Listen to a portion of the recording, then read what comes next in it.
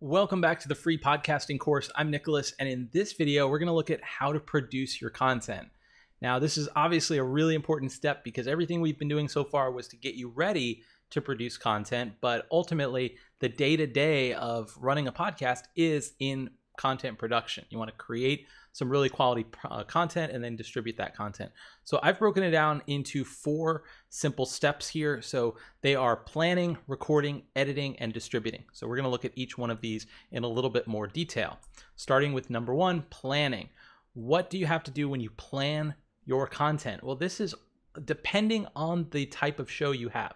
So for my main show, Growth Marketing Toolbox, it's an interview format show. So that means that a lot of the planning is done in advance, where we're talking about trying to source a guest and figuring out what the schedule is going to be for when we're going to record it with the guest, what questions I'm going to ask, making sure they're prepared, getting all their information so that I know how am I going to connect with them at the time of the show, whether it's on Zoom or Skype or whatever. And there's a lot of back and forth when you have an interview format show. But that might be a little different if you have just a solo podcast. So for my other podcast, the Landing Page School podcast, I don't have to worry about scheduling and all that type of interview stuff. All I have to really do is figure out what's the topic I want to talk about for this episode, and I have to do some research and put some notes together. Now, maybe you can just wing it and just do it without notes, depending on the format of your show. But I would say it's probably a good idea to have a rough outline of what you want to discuss on your podcast before you start. So that's where the planning phase comes in. You don't have to make it too complicated, though. Just keep it short.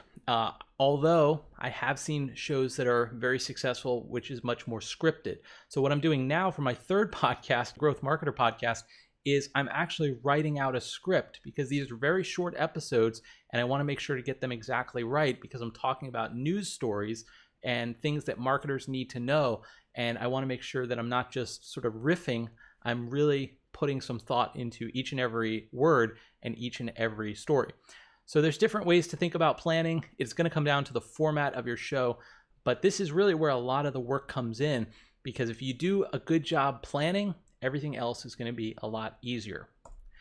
Step 2 is recording. Believe it or not, I think this is actually the easiest step when it comes to producing the content because like I said, if you do the planning phase right, the recording is going to be very easy. You always want to do a sound check. So you always want to check the audio quality before you actually go live or hit that record button, especially if you have a guest, because I've had a few instances where I did an entire interview for an hour and the audio was unusable at the end. And it's just because I didn't check it in advance. And so I didn't know if some setting was not on or something wasn't working back in the early days, and it ruined that entire episode. So if you have an interview, you don't want to go through that. So you want to make sure your microphone's on, everything's set up, you're recording from the right sources, all that stuff. So the next step is editing. And what I mentioned in a previous video is that right now, I don't edit my shows anymore. That's something that is outsourced just so that I can save some time and let the professionals do what they do best. But in the early days, I definitely was much more involved in the editing process. So I recommend you are familiar or get familiar with the editing process, even if you don't plan on doing the editing for your show long term. What's really involved with editing? Well, it depends on how specific you want to get, because there are some shows out there where every word that's like an any type of word like that is going to get cut out. If people say, too much, or they make like a weird sound every 5 minutes, that has to get cut out on some shows. Other shows, they sort of just do it as one live take and that's it. It is what it is.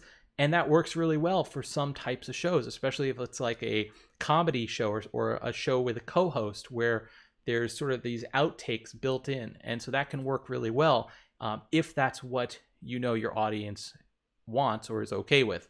So the editing can be as easy or difficult as you make it, and it's something that you can outsource if you want. So if you want to outsource it, I recommend looking at Upwork. There's a lot of really talented podcast audio engineers on there that will not only edit your show perfectly, but they will also make the sound quality sound amazing. The difference between when I edit a show and when I give it to my audio engineer on Upwork to edit it, it's like night and day. So you definitely want to eventually invest in editing if you are going to really take a professional interest in developing your podcast. The fourth step is distributing your content. So we talked about planning, recording, editing, but then what do you do after you do all that? You got to get the content out there in the world. So that brings us to the fourth and final step in the produce your content circle. And so what I'm talking about with distributing is scheduling the episode onto your host. So Libsyn, Buzzsprout, whatever it is, you want to schedule that episode to go up at a certain date. And you want to try to be consistent. So for instance, a lot of my podcast content will come out at 5 a.m. on Monday to try to get the sort of that early work crowd, because a lot of people listen to a podcast when they're commuting or when they're in the gym. And so if you try to target those early times, you'll be at the top of their playlist when they open their favorite podcast app. Also, earlier in the week I find is better because most people are more interested and engaged in learning something early in the week, because by the end of the week they're kind of tired. But you can try different days to see what's going to be best for you. But distributing is really putting the podcast content onto your host, making sure everything is set up right. If you have show notes, putting those on your website, linking to everything, sharing the show on social media. If you had a guest on the show, sending the episode to the guest so that they can promote it with their channel and their audience, which is huge for growing a show. You want to make sure that your guests are promoting the show to their audiences, because that's a great way to expand your audience. So that's what I'm talking about with distributing. It's getting your show out there and getting people to actually listen to it.